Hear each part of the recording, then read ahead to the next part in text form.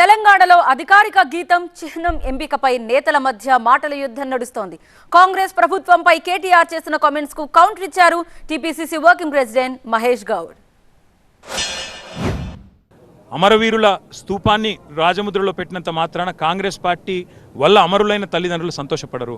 కాంగ్రెస్ పార్టీయే బలిదేవత అని మీరెవరినైతే చెప్పినారో ముఖ్యమంత్రి రేవంత్ రెడ్డి, బలిదేవత అని నువ్వు చెప్పిన సోనియా గాంధీ రేపటి రోజున ఎన్ని కొత్త కార్యక్రమాలు తీసుకున్నా ప్రజలు మర్చిపోని విషయం ఏంటంటే వేలాది మంది తెలంగాణ బిడ్డల మరణానికి కారణం, వాళ్ళ మృతులకు కారణమైన కాంగ్రెస్ పార్టీని ప్రజలు క్షమించరు. 10 ఏళ్ళు అధికారంలో ఉండి తెలంగాణ యాస భాషను అన్ని కూడా మరిపించే విధంగా వివరించిన కేటీఆర్లకి ఇలా చిన్నాల గురించి కానీ పాటల గురించి కానీ మాట్లాడే అర్హత లేదు.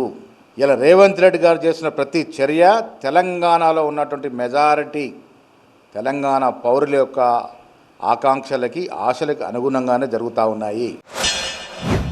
కేసీఆర్ గారు వచ్చిన తర్వాత ఒక ప్రపంచ వారసత్వ నగరంగా హైదరాబాద్ గుర్తింపు తేవాలనే ఉద్దేశంతో చార్మినార్ కానీ గోల్కొండలో మరి జెండా ఎగిరేసే ఒక సంస్కృతికి తెరదీసిన, చార్మినార్ను గొప్పగా ఇక్కడ సిపిపి లాంటి ప్రాజెక్టు చేపట్టిన, అదేవిధంగా మన కుతుబ్ షాహీ టూమ్స్ని కూడా అద్భుతంగా చేసిన కేసీఆర్ గారు చేసింది ఎందుకు, మా ప్రభుత్వం చేసింది ఎందుకంటే హైదరాబాద్ నగరానికి వరల్డ్ హెరిటేజ్ సిటీస్లో ఒక స్థానం తీసుకొని రావాలా, యునెస్కో వరల్డ్ హెరిటేజ్ సిటీ హోదా తీసుకొని రావాలనేది మా తాపత్రయం. కానీ ఈ ముఖ్యమంత్రికి చరిత్ర తెలియదు, సంస్కృతి తెలియదు, తెలంగాణ ఉద్యమము తెలియదు.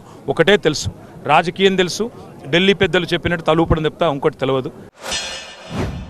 ఇవాళ కేటీఆర్ బాధేంది? తెలంగాణ ప్రజల యొక్క మెజారిటీ ప్రజల యొక్క ఆశలకు అనుగుణంగా మన చిహ్నాలు ఉండాలా, లేక వాళ్ళ నాయన కేసీఆర్ పేరు చిరస్థాయిగా ఉండే విధంగా చిహ్నాలు ఉండాలా? ఆయన బాధేంది అసలు? కేసీఆర్ పేరు మార్చిపోతుందని బాధన, కేసీఆర్ చేసిన నిర్వాకం ఇవన్నీ చూసే కదా ప్రజలు మిమ్మల్ని ఇంట్లో కూర్చోబెట్టారు. ఇంకా కూడా మీకు బుద్ధి రాకుండా మీ అవసరాలు మీ సొంత లాభం కోసం ఆలోచన బంద్ చేయండి.